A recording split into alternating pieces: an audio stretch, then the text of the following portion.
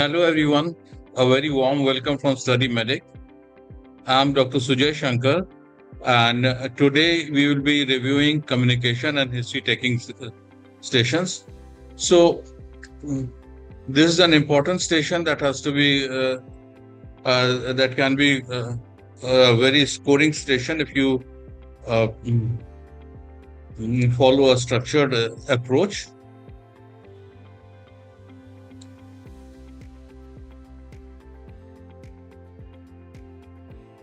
So, what is the agenda for this session?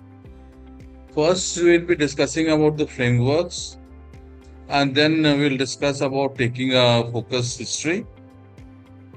Following that, we'll go ahead with some common communication scenarios, such as breaking bad news and the protocol used in that, how to handle an angry or a distressed patient, how to obtain consent and assess capacity. Then communication with colleagues, such as referral, what is the format that has to be used, and handover of patients, managing patients who want a discharge against medical advice, and then a little bit on the history stations, ethics, candor, and MDT. And of course, we'll be going on with a few question answers as well.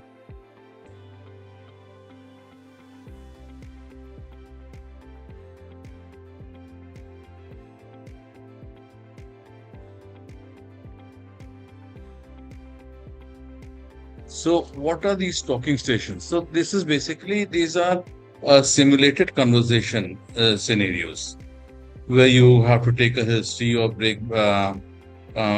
or you have to go on by breaking some bad news to a patient, obtain consent, or a referral of a difficult patient, or a testing structure, empathy, and safe judgment under time pressure.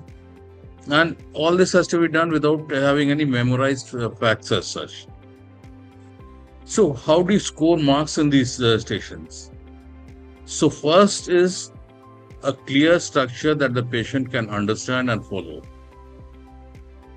Second is a demonstration of genuine empathy and active listening. Third is eliciting ideas, concerns, and expectations to assess what exactly the patient wants from you. And most importantly, honesty in all the communication, no false hopes, no false promises, and no hiding of facts, and safe escalation of the issue if needed. And finally, how well you summarize the discussion and come up to a shared plan. All this will score marks. So, how do you lose marks in these stations? So, often what we do is we use medical jargon which the patient will not understand. Or while the patient is speaking, we just interrupt. Or we just go ahead to reassure and say everything will be all right, whereas the actual situation is not so. Or by missing red flags and safety issues, or by resorting to guessing or lying when unsure, and not having any plan or any safety net.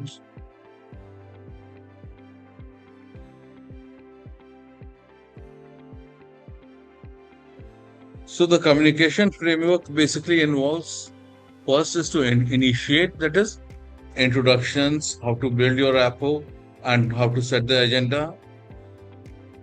Then gather information by open-ended questions and closed questions. Then ideas, concerns, and expectations. Then the structure that you use. Finally, explain small bits of information, check understanding, use plain language. Then comes the plan. That what you are going to plan about, what is the treatment plan or how you are going ahead, and any safety net if available. And finally, and most important, is a summary part. That is, you summarize the discussion, you come to a consensus, and agree on the next steps. So, what is the exam tip here?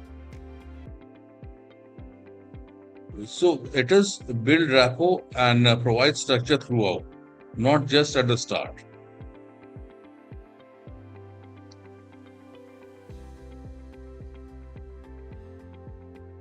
Now, what is the history framework?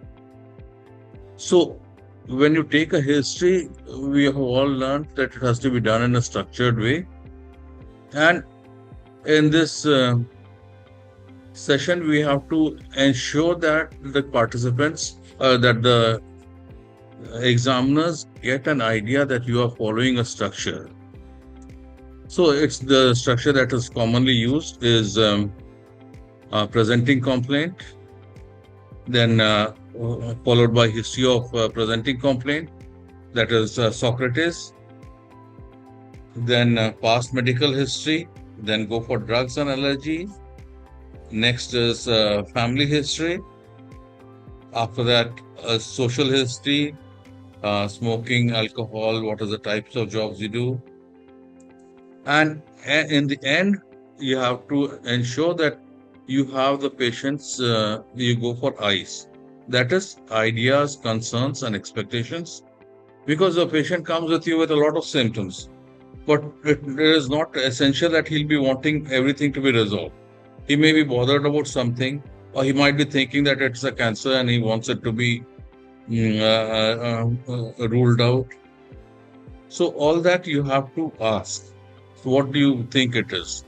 What are you worried about? What do you want us to do? So how should you run the history station?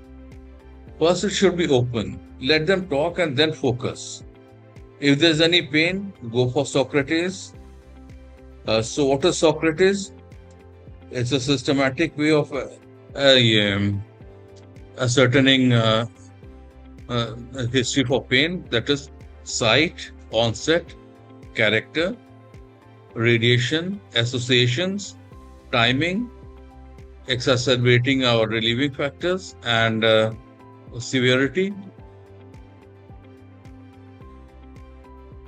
And always ensure that you get a past medical history, history of drugs, that is any medication that a patient might be on, family history, and social history. As I already mentioned, ICE is an important aspect. And when you finish, you look for any red flags, such as unexplained loss of weight, persistent lack of appetite, and things like that.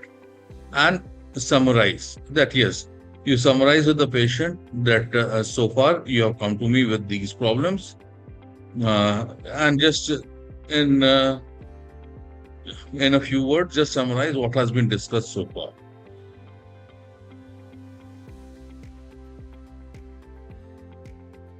Now, moving on to the next station is next step is ideas, concerns, and expectations. So why it matters? Basically, ICE helps to uncover the real reason for attending.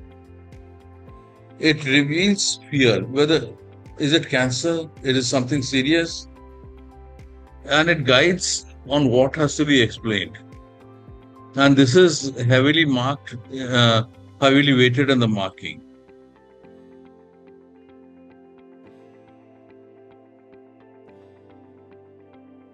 And then how do you go ahead with it?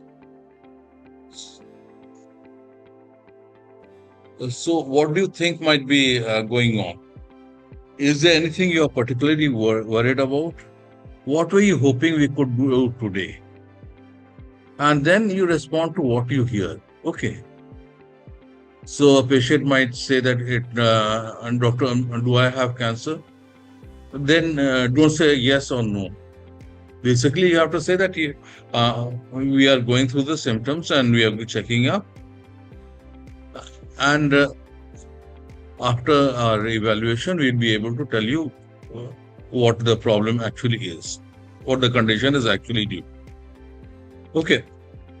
And here, the important pearl in this slide is that if you take nothing else into the station, take ice. This ice is the difference between a pass and a fail.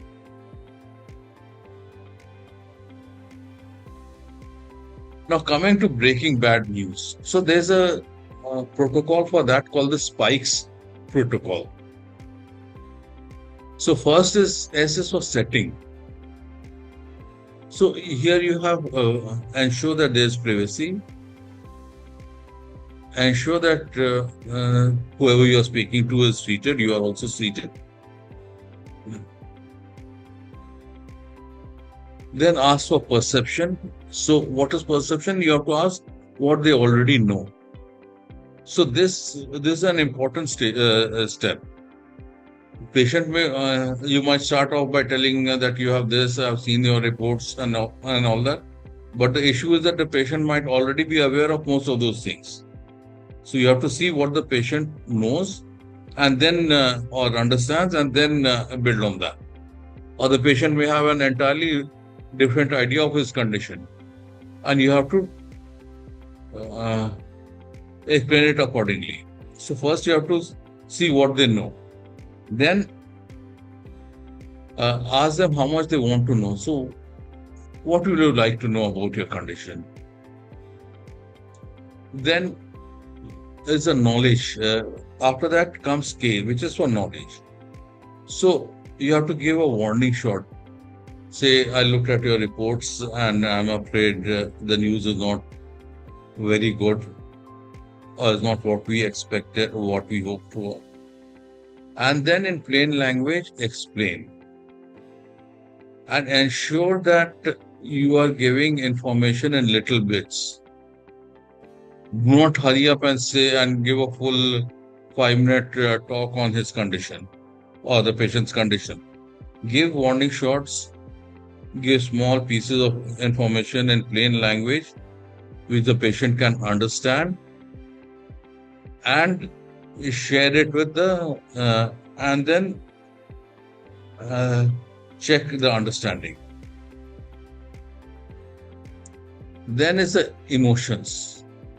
So what do you mean? Basically, the patient will not be, or the patient's attendant will not be very happy. They'll be sad. So you have to acknowledge their emotions and empathize with them.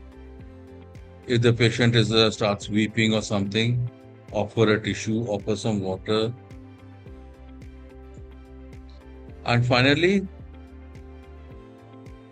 come up with the strategy. That is, you summarize and give a clear plan as what are the next steps that are going to take place.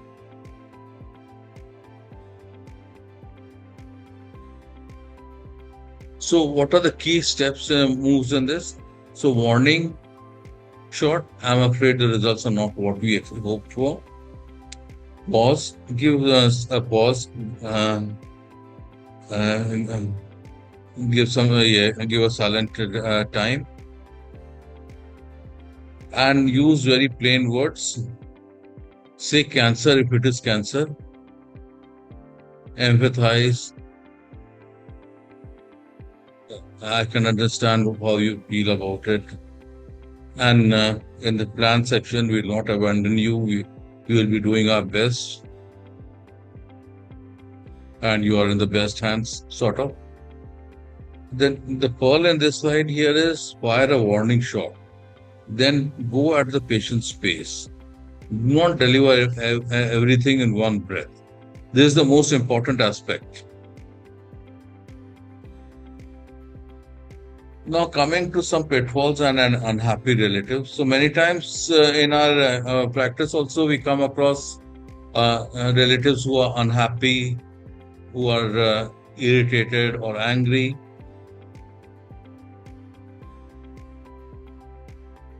Hello?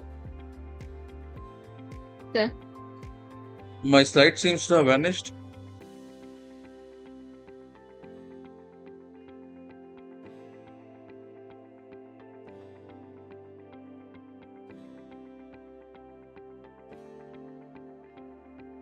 Yeah, some technical issues. Yeah.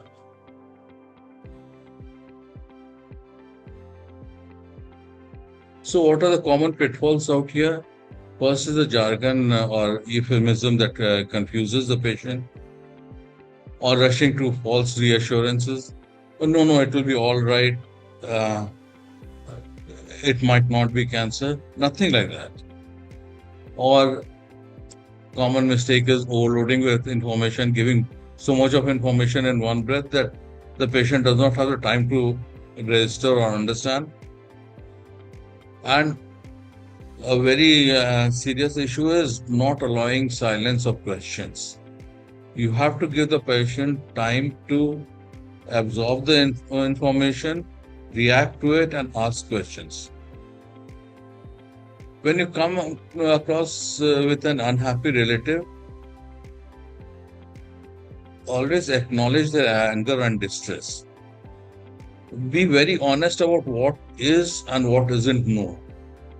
So you say that, yes, uh, in this case, this is all we know, and do not rush on to senses that with what is not known. Never overpromise or contradict the notes. So you'll be given a stem. So never on the patient reports. So don't contradict them. Say someone comes up with a tap showing malignant cells. So don't say that cancer, it might not be cancer. It is cancer. That's why the cells have come there. But only thing is that you don't know where it is from. I need to investigate and find out.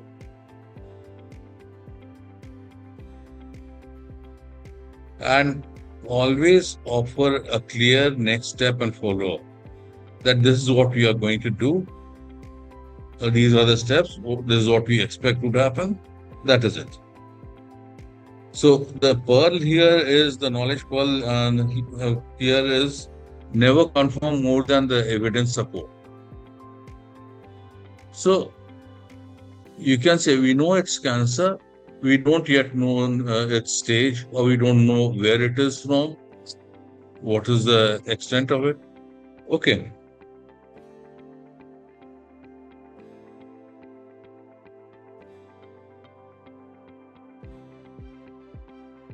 Now, many times you would have seen that you have an angry patient or an angry relative because things are not going around as per their expectations.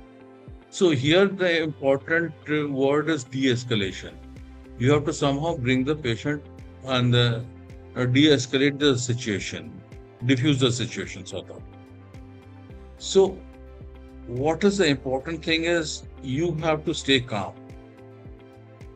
Lower your voice and your posture. Acknowledge the anger. I can see you are upset. Listen to what the person has to say without interrupting. Apologize for any feeling that is due to your candor. So, supposing a person may have been given a wrong medicine by one of your colleagues. So, you have to take responsibility on behalf of your colleague and your assistant. He's not concerned, he's been given a wrong medicine. It doesn't matter to him whether X has given it to him or Y. You have to say that as a member of the hospital, I am sorry for this. I apologize for this mistake, and I'll ensure that steps are taken so that it does not occur in the future. And then what do you have to do? Find the legitimate concern beneath the anger.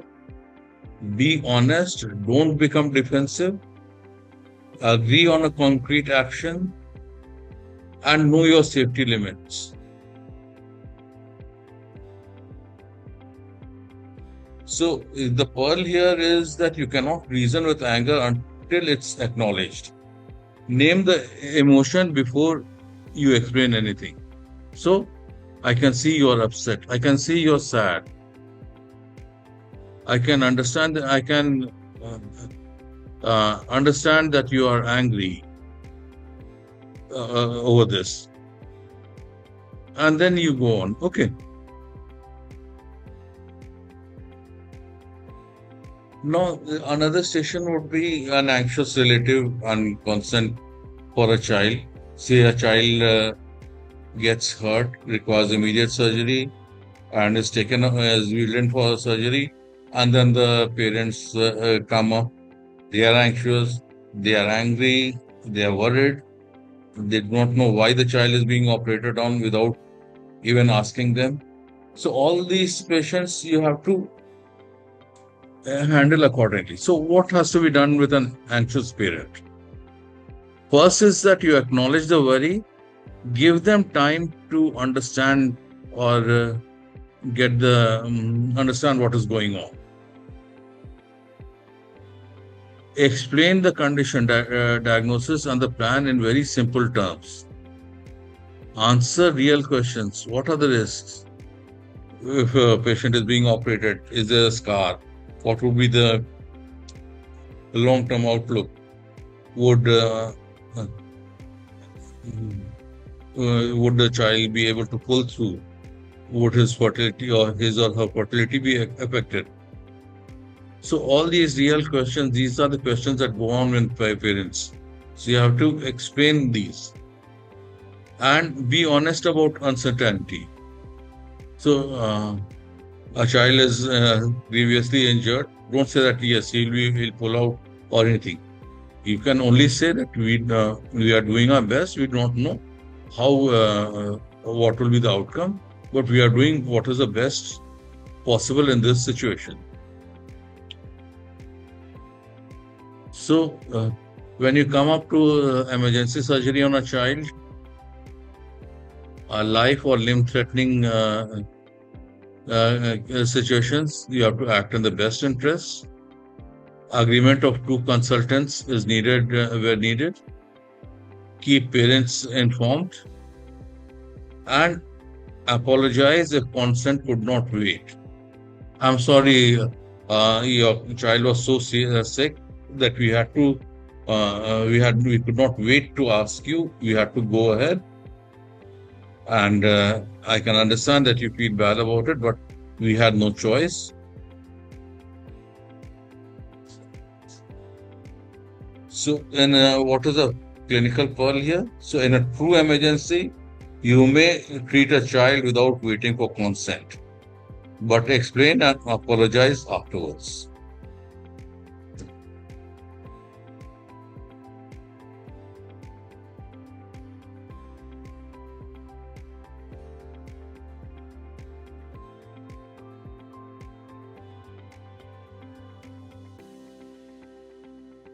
So, many times we have a distressed or a tearful patient. In our own practice also we'll be seeing this. So we know how to respond to these patients also. But here in the exam situation, you have to do it in a proper format. And the patient will not be a real patient. There'll be an actor who will be acting quite well. So they'll be weeping, crying, and sobbing sort of. And you have to de-escalate it. So first is notice and name it. This is clearly upsetting. Allow silence, allow tissues, offer some water. Explore what is their concern as gently as possible. And not rush to fix. Don't worry, I'll take care of it. Nothing like that. See what it is. After that, what you have to do is to find out what is the actual worrying thing that is worrying them. Address it as honestly as possible. Offer practical support and follow-up. So what exactly can be done in real terms? Involve specialist nurses or counseling if needed. And here's the pearl: a tearful post-op patient often has a specific fear. And when you ask, you'll usually get it.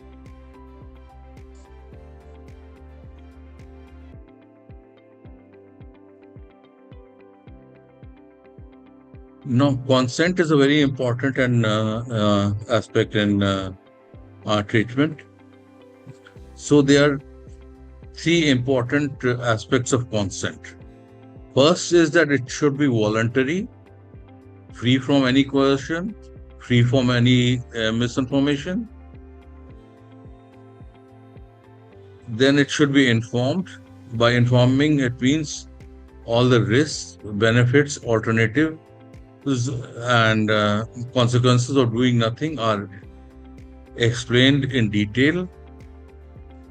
And third point is capacity, that the patient is able to understand what the condition is, what you have informed him, what are the risks and benefits, what are the alternatives, and then he also has the ability to decide based on his understanding of the situation or the condition. So I'm using his, it will also be her. So please excuse that. So what is a good consent? So first is that the material risks that the individual patient would want to know has to be explained. You have to use plain language and check its understanding. And you have to understand that consent is a process and not a signature. And most importantly, the discussion has to be documented.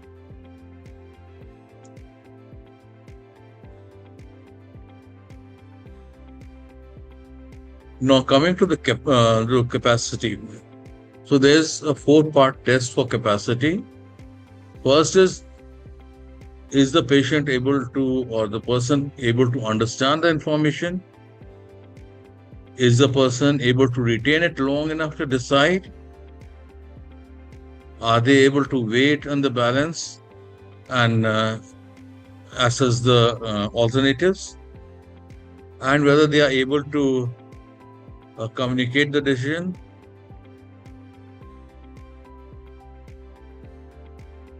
So what are the main principles? So capacity is decision and time specific.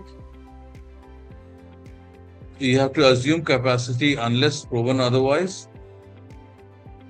An unwise decision is not a lack of capacity. And if capacity is lacking, so I'll just go through the last slide again. So first is capacity. So it is a 4-part test.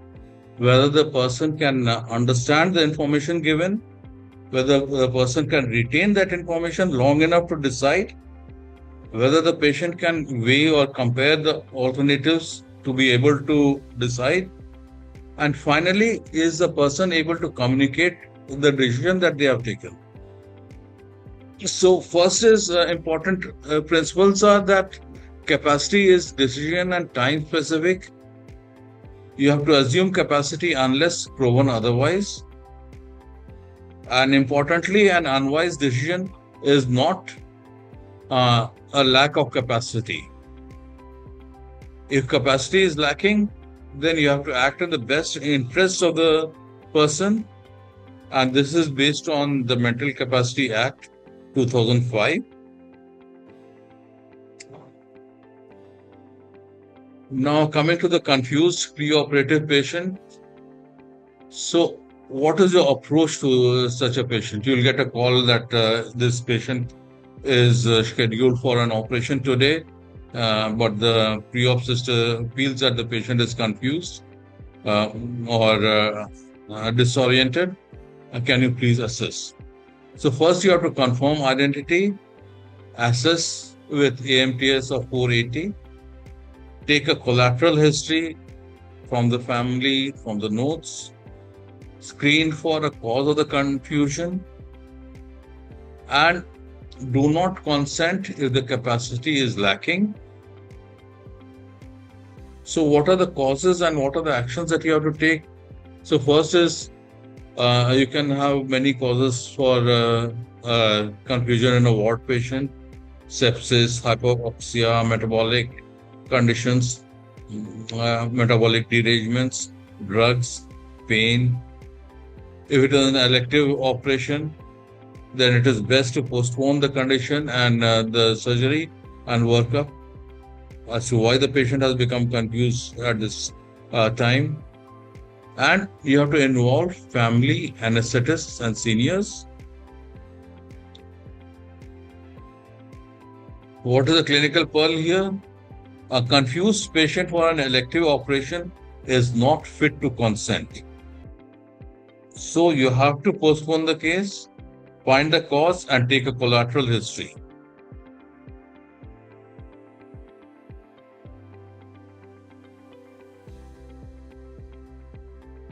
No, this is the next point in communication is on referral and handover. So this is a normal thing that we do. Many times we refer our patients to other doctors, always refer the patient to the ICU, or a serious patient is in our care, we hand it over to the concerned department. So there is a structured approach for these for communication in these aspects in this situation, and that is known as the S-bar system. That is a structured handover. So first is situation. So what is the situation? First, you can't just call up someone and say, we are sending you a patient with who's in shock, or who's moribund. You have to first say who you are. So I'm such and such, calling from this hospital or this ward. Then you have to confirm whom you are speaking to. So you have called the ICU, the janitor picks up. Are you going to explain, hand over the patient to the janitor or discuss the problem? So you have to confirm the identity of the person you are speaking to. So first, introduce yourself. Second, confirm the identity of the person you are speaking to. And then give in one line or one sentence that you have this patient, 40 years old or 50 years old, whatever, with sepsis, about whom you want to discuss. Then move on to the background. So what is the background? Give the relevant history, give the admission details, give the results of key investigations. Next, move on to assessment. So tell the person you are speaking to what you think the condition is. That yes, this person is showing signs of a metabolic acidosis, possibly due to sepsis, and you want to shift him to the ICU or the HDU, or get an intensivist consultation or opinion. And then recommendation. So what you need and by when. And many times when you are discussing, you have to come discuss with the person. You have to ask what should be done. They will ask you questions about the patient. You have to tell them honestly about it. And then you'll be ending it. So how do you make the best of these calls? First, have all the notes, observations, and results in front of you so that you can talk about it. Be concise and lead with the ask. State the urgency clearly. Read back the plan and document it. And always say at the end of the consultation or the phone conversation, always mention that with your permission, I'll be documenting our discussion.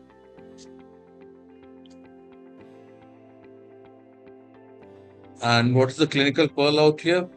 It is finish every referral with a clear recommendation and a time frame. So can you review this within the hour? or the patient will be shifted to the HDU within 1 hour or half an hour. We'll start the IV lines within the next 10 minutes, and that way.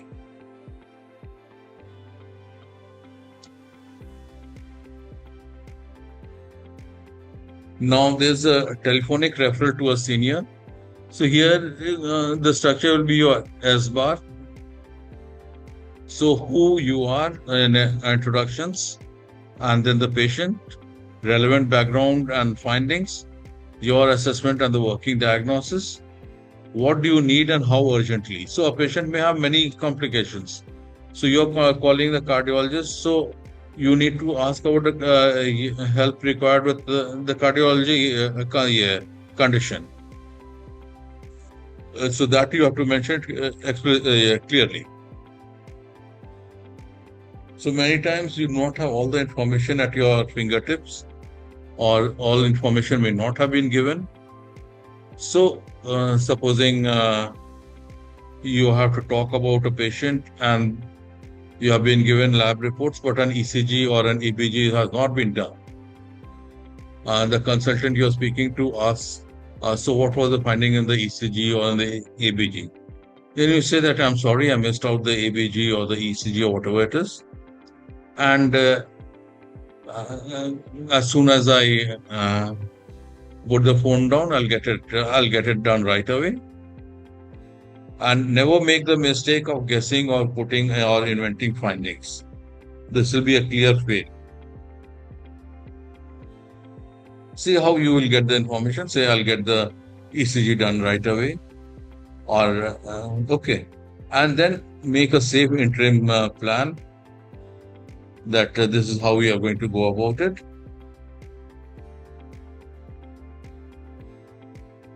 For example, when you are referring about an intraoperative injury, say to the CVD, so speak about what you know, and mention that I do not know what or which level where the injury is, and never fabricate. Never say, I think it might be on this part, or you do not have the investigation, or you do not know. So say so. Let them decide where it can be or what has to be done.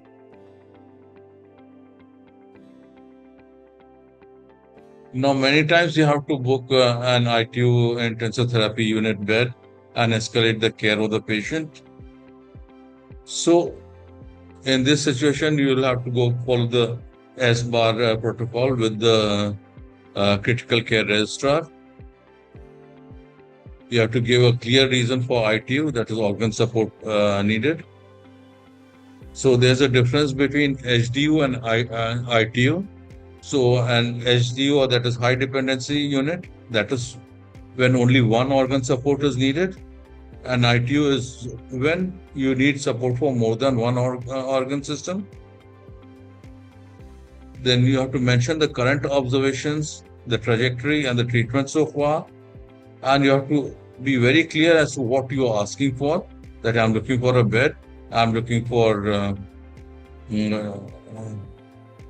guidance on how to manage the patient before I manage to shift the patient to your care.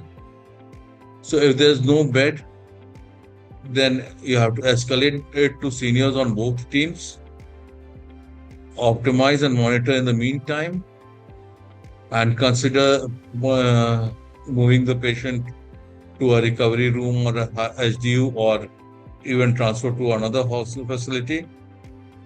And most importantly, you have to document the discussion and the plan that has been your plan. So what is important here? Many times we see, we have also faced it here, there's no bed in the ICU. So that is not the end of the conversation. You have to escalate it with your seniors, both seniors, optimize and document whom all you spoke to.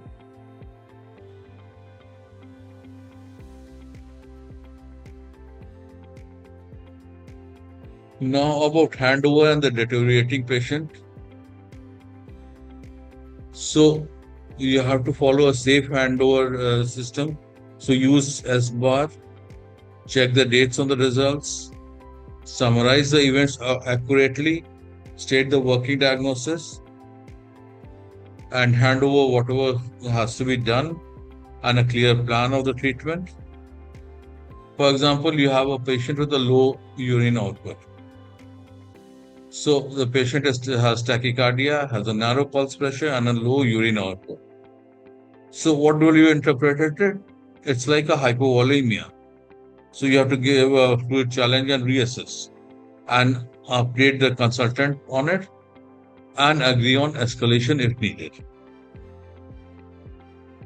Now, what is the important point out here is that you have to check the results dates of the results before you present them. And old normal can hide a new derangement. This is very important. So many times you have case sheets or case records in the wards. So the lab reports may not be put sequentially. So you have to, as in normal practice, you have to shift through, see the dates, and then move on. So this, in the exam also, you have to do just that. And see if there's any trends, any change in the trends of the reports. Say if it is hemoglobin, whether it is increasing or whether it is decreasing over the time. Now, one important station is a discharge against medical advice. So here you have to have a clear-cut approach on this. So first of all, you have to explore why they want to leave. You have to explain all the risks clearly and specifically. Check the capacity, whether the person is able to make the decision, and offer compromise and easy return.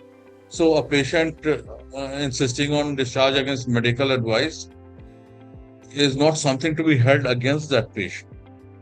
You have to offer them that, yes, in case you change your mind or in case your condition worsens, we are always there for you.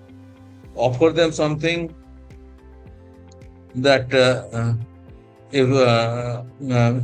inform them about red flag symptoms and tell them whom to contact or what has to be done in case these symptoms occur. And if they still insist with capacity, always respect the decision, document risks explained and understanding, give safety net advice and open access, and inform your own seniors and the GP concerned with looking after this patient.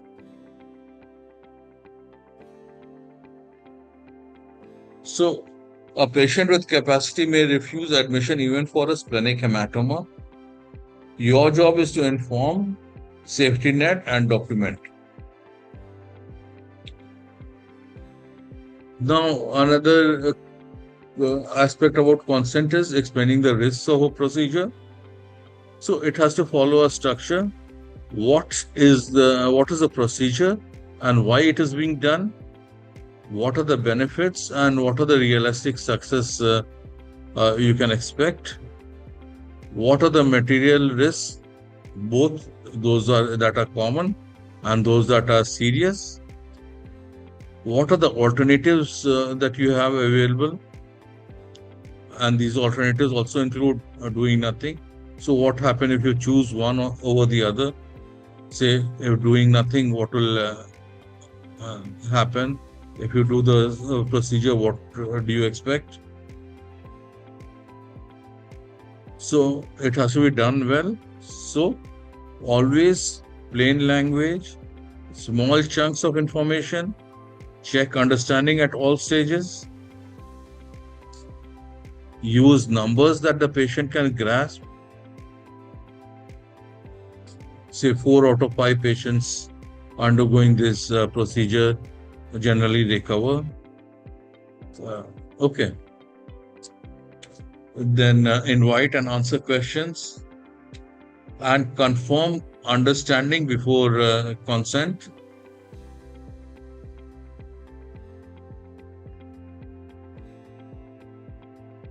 So here you have one advice.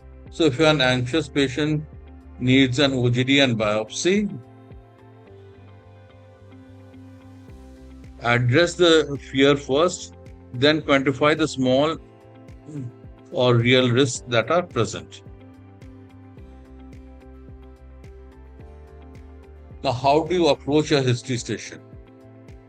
So first 30 seconds. So in a history station, you will be given 1 minute outside the station to read the stamp, and then 6 minutes to take the history, and 3 minutes to answer questions from the examiner and to present the case to the exam.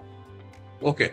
So first 30 seconds, you have to introduce yourself, confirm the identity of the patient, and then start with an open question and let them talk. Listen for the diagnosis and signpost the structure. After that, focus with the closed questions, screen red flags relevant to the complaint, ICE, summarize and give a differential. So here you should remember that most diagnoses are in the opening story. Listen first and then direct your questions. Now for pain history, so remember this acronym Socrates. SO, that is site and onset, whether it is sudden or gradual. C and R, that is character and radiation. What kind of a pain is it? It is clawing, is it continuous, it is burning, whether the pain goes somewhere. E and T, associations and timing. ENS, exacerbating and relieving factors, and severity. So severity, you have to say on a scale of 1 to 10, how severe do you think this pain is? Where 10 being the most severe pain you have ever experienced. And important, if there is a sudden or worst ever epigastric or central pain, it demands that you actively exclude a catastrophe, that is perforation or abdominal aortic aneurysm or an MI.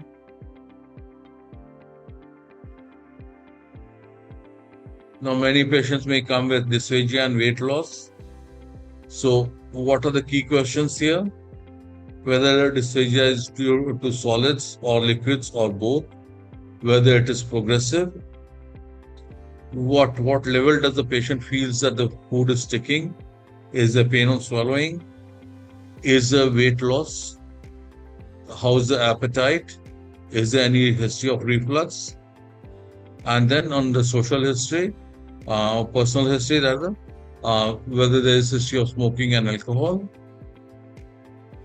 So what are the main red flags that you ought to pick up? That is progressive dysphagia for solids, unintentional weight loss, anemia or signs of GI bleeding, and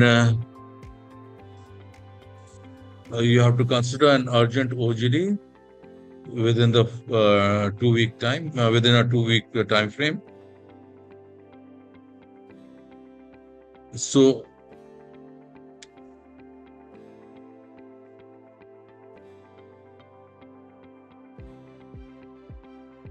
progressive dysphagia for solids with weight loss is esophageal cancer until proven otherwise.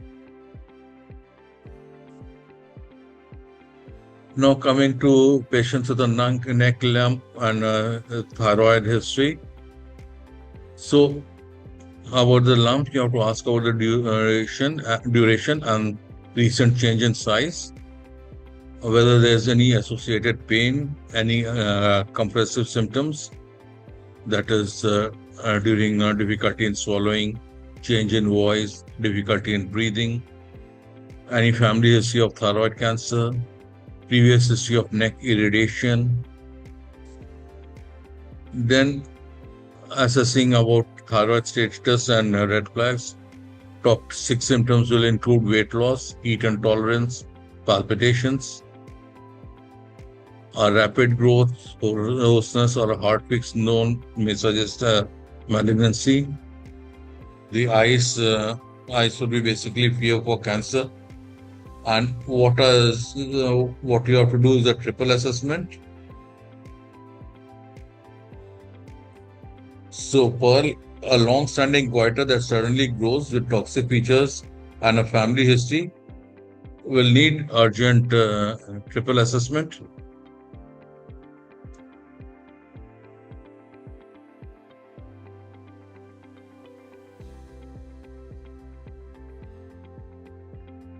Now, many times we have a deceiving history. So, what happens that the patient is referred for something from another department, but their diagnosis or their may not be, or their perception may not be accurate. So, a referral label can be normal, can be wrong. So, here you have to uh, stay open-minded, take a full history yourself, let the story and not the label lead, re-examine the differentials. For example, referral is with a calculus cholecystitis, but the history actually fits irritable bowel syndrome. So don't anchor on the referral, investigate to confirm or refute. So key takeaway at this stage is don't anchor on the referral diagnosis. Take the history fresh and let it speak.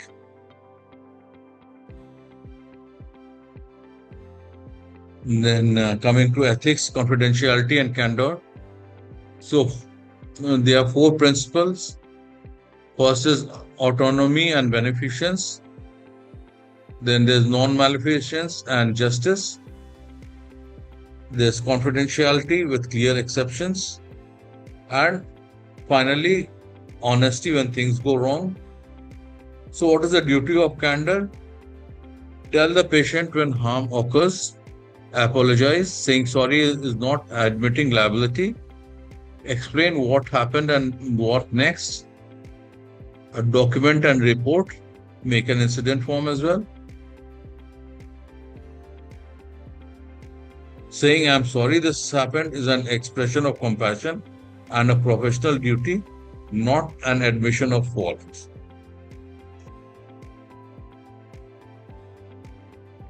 Now, communicating with the team, with colleagues, be clear, concise, and respectful.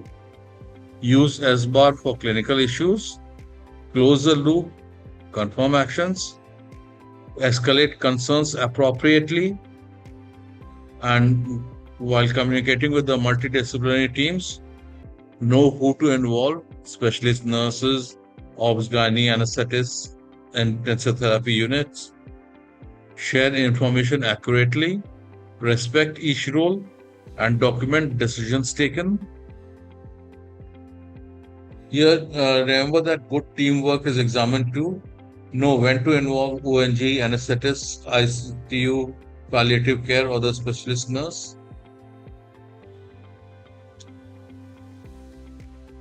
Now, coming to barriers and safety netting. So, what are the communication barriers? So, language.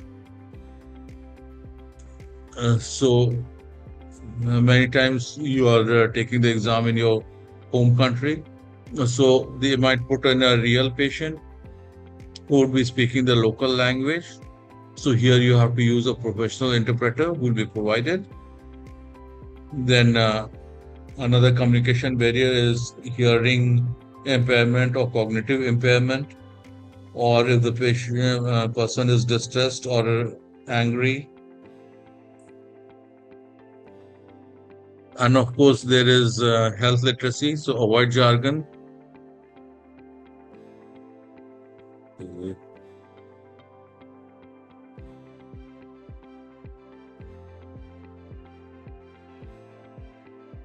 Safety netting and closing. So summarize the plan, explain what to look for, tell them how and when to seek help, check understanding, that is stage back, that can you tell me or repeat or explain what you have understood so far.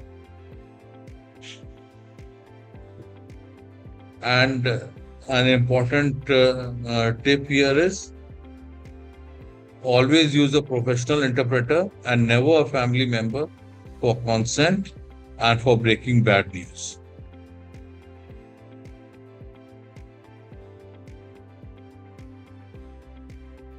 Then coming on to opening rapport and signposting, open well, introduce yourself, your role, and confirm identity.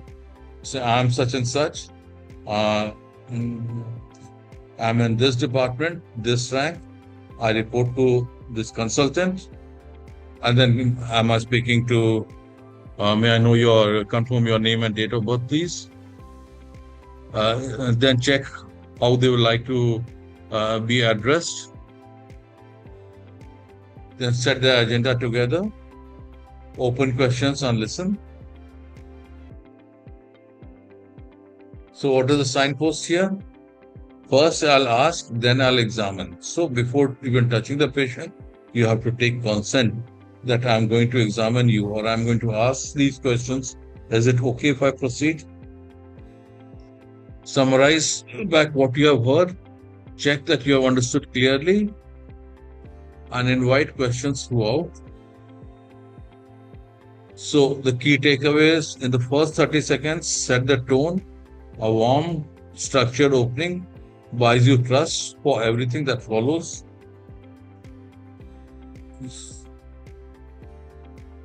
So this is a worked example about calling the concentrate using the S-bar framework. So what is the scenario here? We have a second post-op after a laparotomy. Patient is febrile with 38.6 degrees temperature. Heart rate is 120 by 80. BP is 95 by 60. With worsening abdominal pain and a CRP risen from 90 to 240. You phone the on-call resident. So what is X? This situation. So hello X, I am, say your name, your designation, which ward, calling about Mrs. Y, 2 days post-op laparotomy, who has deteriorated in the last hour. Background, B, she had a bowel resection on Monday. She is now febrile at 38.6, heart rate of 120, a BP 95 by 60, with increasing abdominal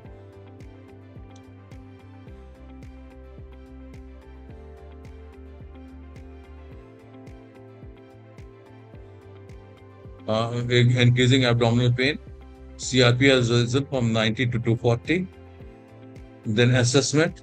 I'm concerned that this is an anastomotic leak with early sepsis. I've started the sepsis 6, given IV fluids and taken cultures. Then our recommendation, please could you review her within 30 minutes? Shall I arrange an urgent contrast CT and alert theaters in the meantime? What is the pearl here? So lead with who you are and the problem and end with a specific ask and a time phrase and read the plan back.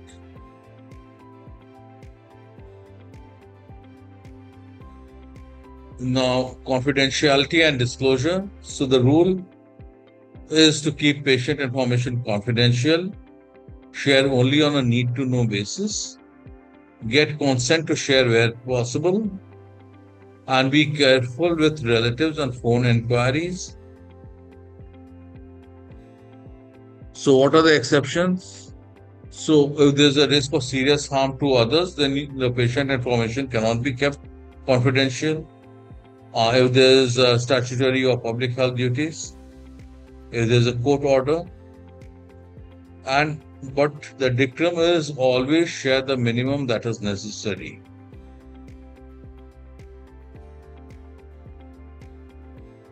So key takeaway is that confidentially, though important, can be broken to prevent serious harm, but disclose the minimum and document your reasoning for disclosing it.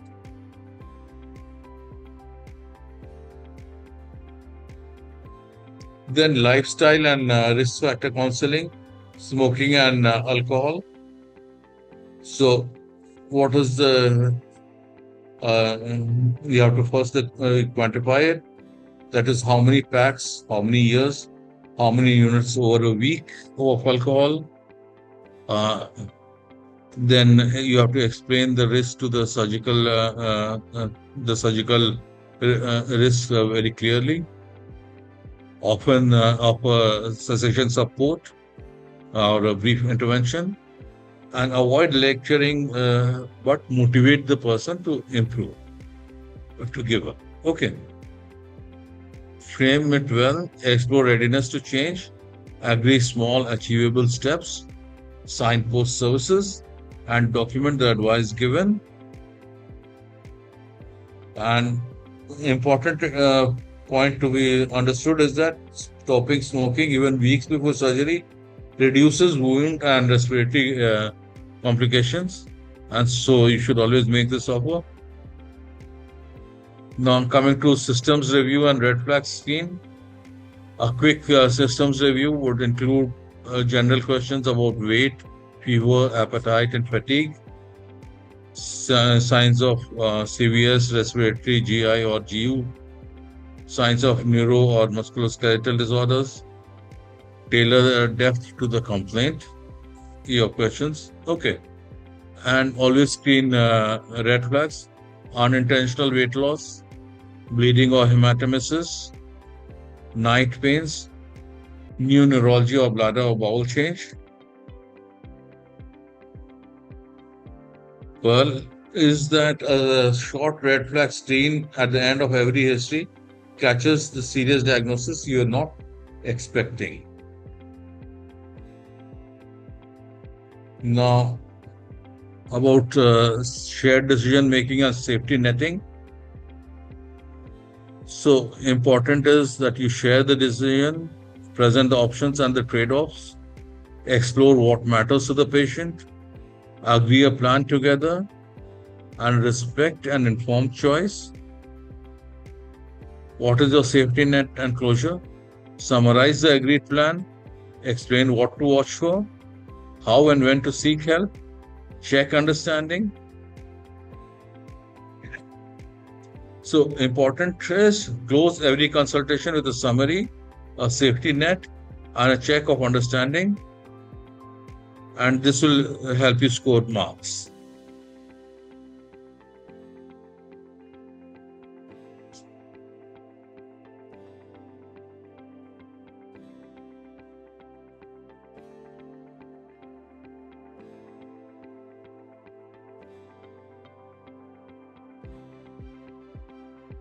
So here we have a 3-month course for the MRCS Part B. So we run it every few months to target each exam. For example, the present one is for September 26. We'll be having it for the other exams as well. The entire course will give you around 41 CPD points. Now this brings us over to the question and answer session reviews. So there's a patient who's booked for an elective hip replacement, appears confused on the ward. The sister asks you to review before the operation. So what bedside test would you use? Can the patient consent today? What will you do about the operation? Who do you involve? So these are the common questions you can expect.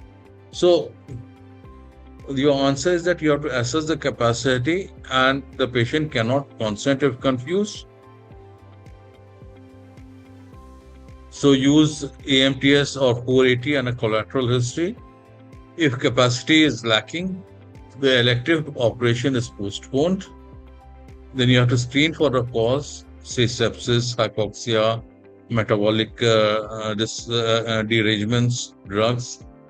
Involve family, the anesthetist, and your superiors.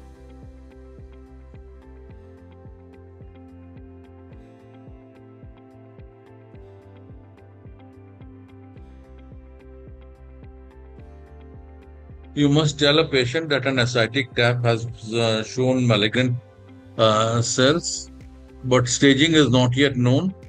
His wife is angry and was previously told it was advanced and untreatable. So which framework would guide you? What can you confirm?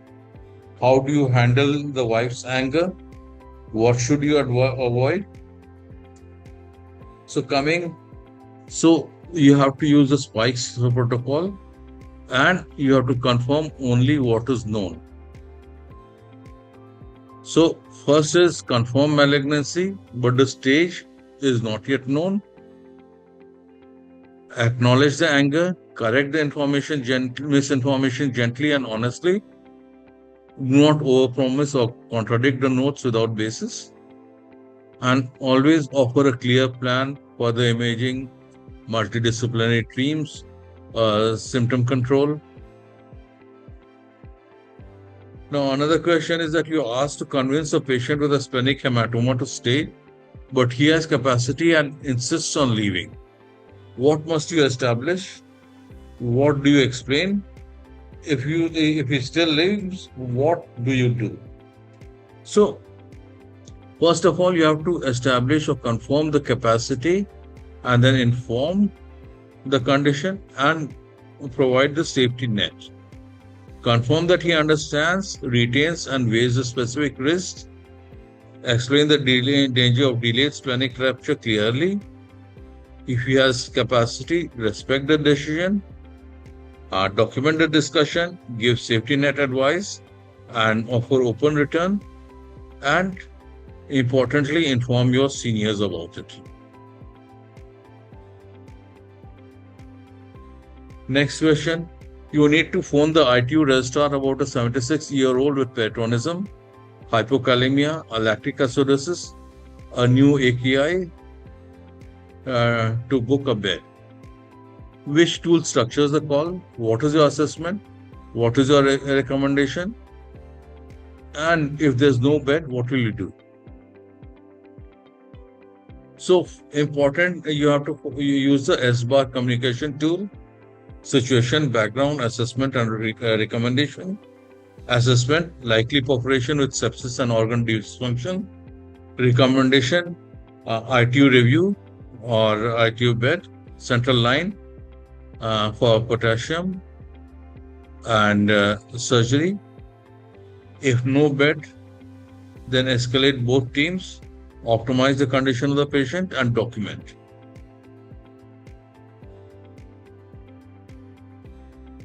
Now you have a common situation. A mother arrives in A&E angry that her child underwent an emergency splenectomy out of call without waiting for her consent.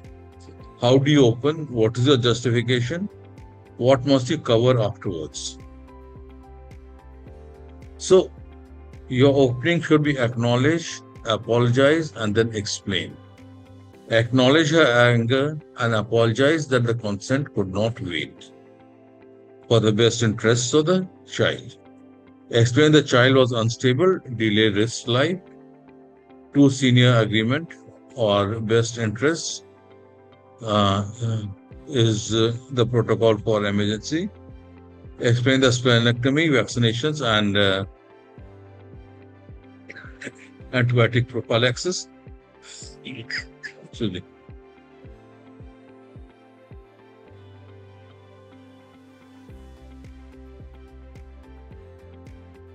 Now you have a patient with a sudden worst ever headache, photophobia, and neck stiffness.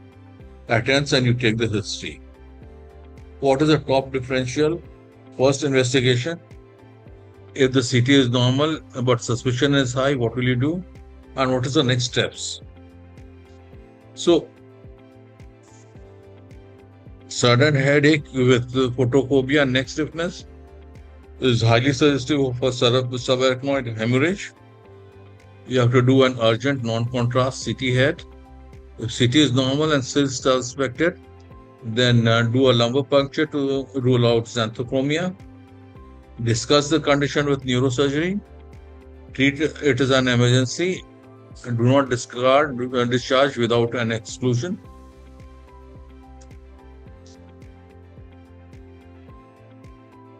Now for another upcoming event that we have specifically for the Part B general surgery exam. We have a 2-day on-site course. where you'll experience realistic OSCE stations in a live exam setting, examiner and role player interaction, high yield clinical scenarios would be there, and personalized feedback would be given. Now, coming to never versus always. So, what you should never do, never use jargon or rush to reassurance. Never lie or guess when you do not know. Never consent a patient who lacks capacity. Never confirm a diagnosis the evidence doesn't support. Never argue with an angry patient. And never use a family member as interpreter for consent. Always signpost, give chunks of information and check understanding. Be honest, say what you don't know, assess capacity and act in best interests. Say only what is known, flag the unknown, acknowledge the emotion first, and use a professional interpreter.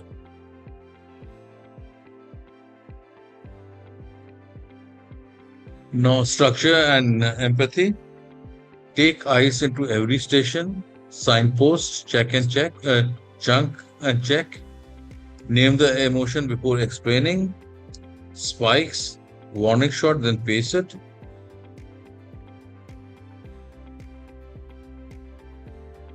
Silence is a tool, not a gap. And always safety net before closing. Consent and capacity. Consent, that is voluntary plus informed. Consent is voluntary, informed, and from a person who has the capacity to take the decision. Capacity is the ability to understand, retain, weigh, and communicate information. And otherwise, the decision is not associated with incapacity. A confused patient who's scheduled for an elective procedure, it is best to postpone and then work up. In an emergency child, in the best interests, go for the treatment and then explain. Montgomery, that is the risk the patients would want. Now coming to referral and safety, S-bar every referral, finish with the ask, never invent findings on a phone referral, check dates on results before presenting, no ITU bed, escalate, optimize, document, duty of candor, apologize and report, use a professional interpreter. History, red flags that you will see in the history, a thunderclap headache, subarachnoid hemorrhage, progressive solid dysphagia plus weight loss, suggestive of cancer, sudden worst ever abdominal pain, it's a catastrophe, probably a ruptured abdominal aorta, aneurysm, or a perforated pubic ulcer. Rapidly growing goiter, go for a triple assessment. Don't anchor on the referral label. Take your own decision, assess yourself and come to a decision. Back pain plus bladder symptoms, suggestive of cauda equina.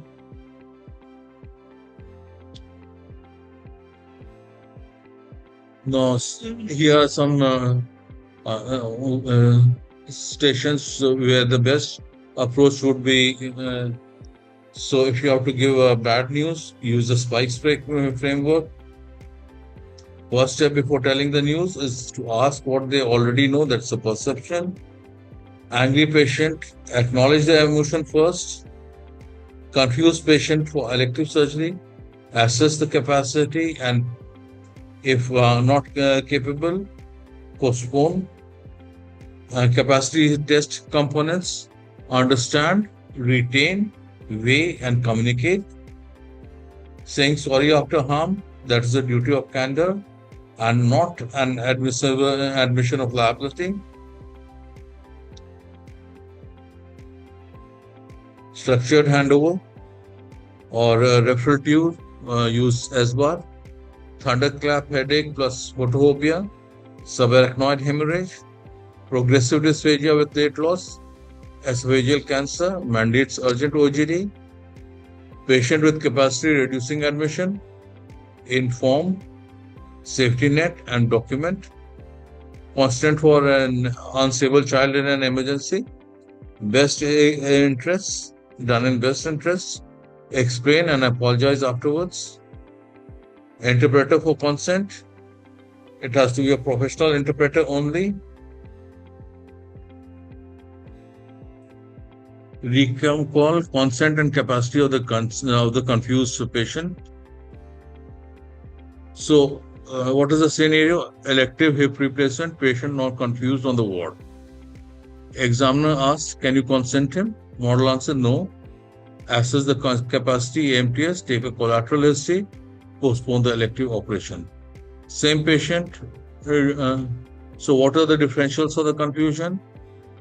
There will be sepsis, hypoxia, metabolic disorders, drugs, pain, or delirium. What do you involve? Family, anesthetist, and consultant to cancel the surgery. When can a confused patient be operated on? What are the conditions? So, only in emergency conditions with the best interests of the patient in mind and with agreement of two consultants, and certainly not for an elective case. Anxious mother with a child for an appendectomy. Her questions: confirm diagnosis, scar size, reassure, refertility or tubes, honestly.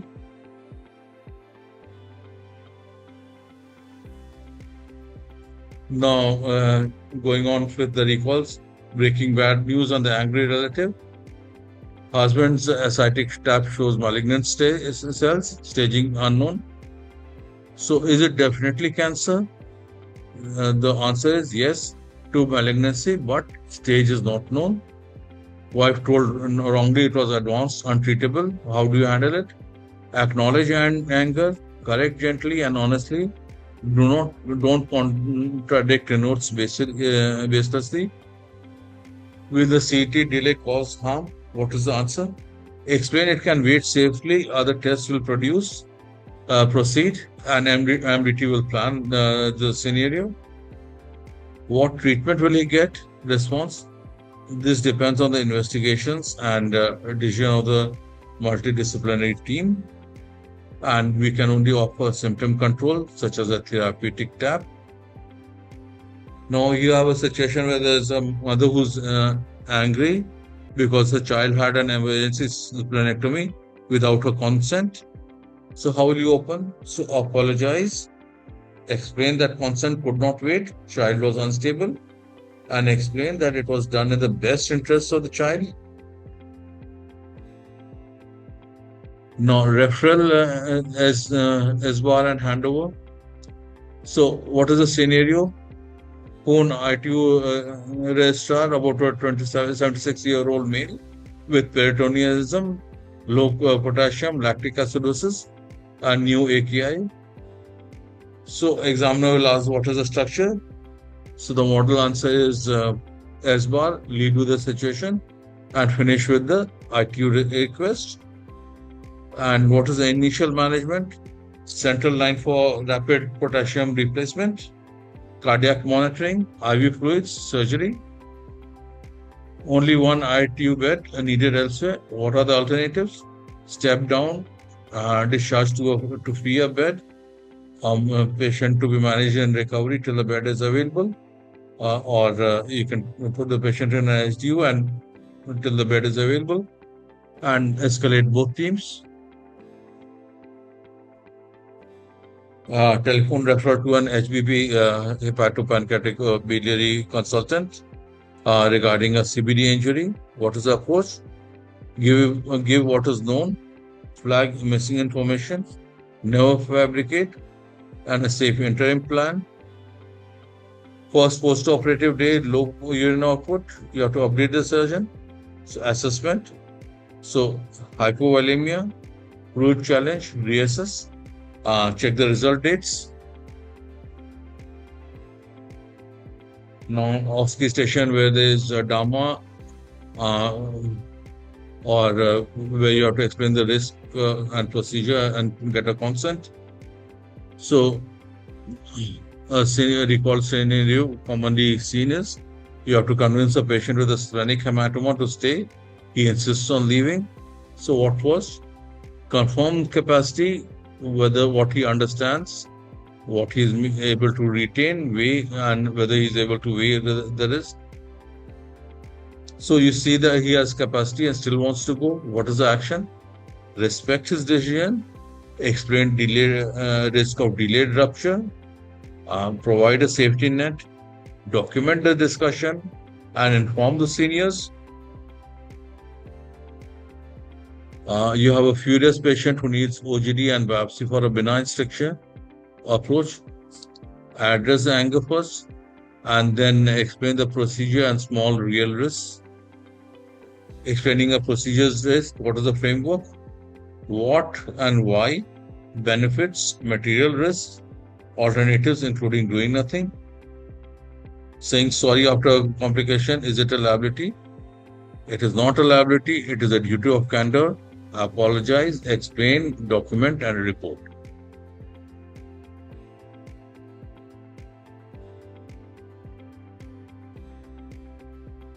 So now you come over to the history taking scenarios. Sudden headache with photophobia and neck pain. What is the diagnosis and support?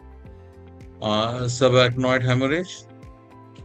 You would go ahead with the CT head with or without lumbar puncture. Plus you will go for a neurosurgery. Long goiter, now rapidly enlarged, plus toxic symptoms, plus FH. What is the plan? So you'll do a triple assessment, thyroid function test. Rapid growth is the red flag. Progressive dysphagia over 6 months with weight loss. What is the concern? Esophageal cancer. You'll go for an urgent OGD. GP letter calculus cholecystitis. History fits IBS. What is the lesson? Do not anchor on the referral. Take the history fresh. Epigastric pain for 5 hours. History and differentials. So you have to, what is the approach? As it is a pain, you will go for Socrates. You have to exclude perforation, pancreatitis, MI, and abdominal aortic aneurysm.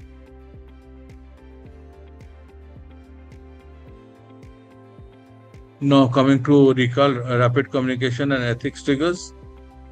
So what is the first step in breaking news? Set up and ask what they already know. Spikes protocol. Patient refuses life-saving treatment. Access capacity. If present, respect the decision and document. Family member wants to interpret for consent. Decline. Use a professional interpreter. Angry patient demands answers you don't have. Acknowledge, be honest about the unknown, and agree on a next step. A complication occurred, do you tell them? Yes, duty of candor, apologize, explain, document, and report.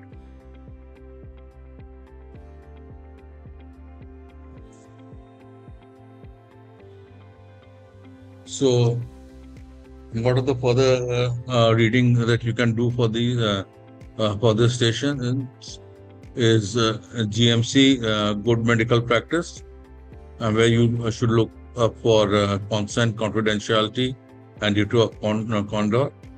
Mental Capacity Act, Montgomery and versus Lancashire case 2015. Spikes protocol, that is from Calgary, Cambridge Bride. ASVAR communication tool, McLeod's clinical examination for history taking, and intercollegiate MRCS Part B OSCE blueprint.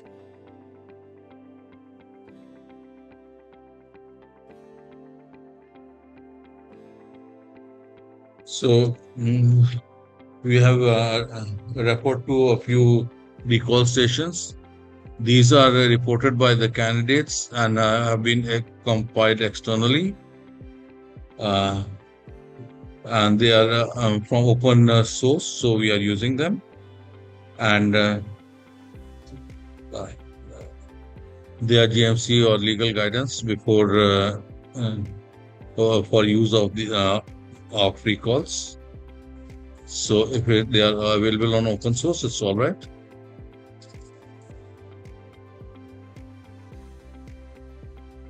Now for upcoming stations, another program that we have is a one-on-one mentorship program where you will get a dedicated one-on-one, one-to-one mentor guidance, personalized study and revision plan, individual performance assessments, and targeted support for weak areas.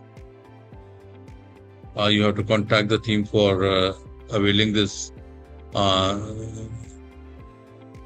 programs. So if you have any questions, please do share them through the email provided. And this brings us to the end of today's session.